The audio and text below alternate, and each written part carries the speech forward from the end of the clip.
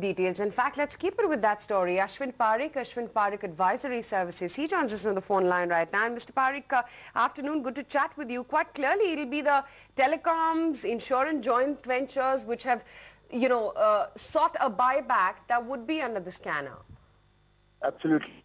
In fact, this whole concept about the buyback, whether it should be at a predetermined price, whether it should be at a premium or it should be at a fair value.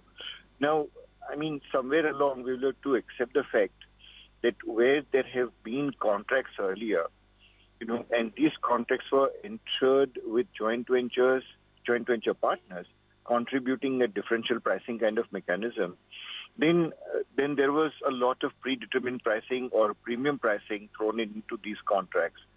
I wish this kind of a clarification that now RBI is offering was available at the time when these joint ventures did happen.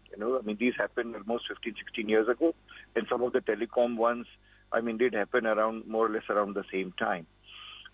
Unfortunately, this clarification, there are very valid concerns. I must admit that these concerns do indicate some amount of price maneuvering or price fixing, which may be beyond the regulatory scrutiny. But at the same time, we have to accept the fact that there are some contracts which were originally produced or given for the regulatory scrutiny. For example, insurance contracts were offered by insurance companies to the insurance regulator for scrutiny.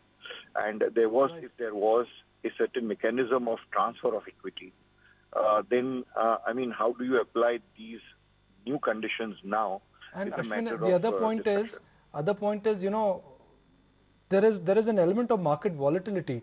Market conditions change on a daily basis. So today what may look like a perfect marriage between an Indian company and a foreign joint venture partner, because of market conditions, 3 years down the line, 4 years down the line, the equation could change completely. The great joint ventures of 2006 and 2007 in the telecom space, in the power space, in the infra space, all of them are suffering.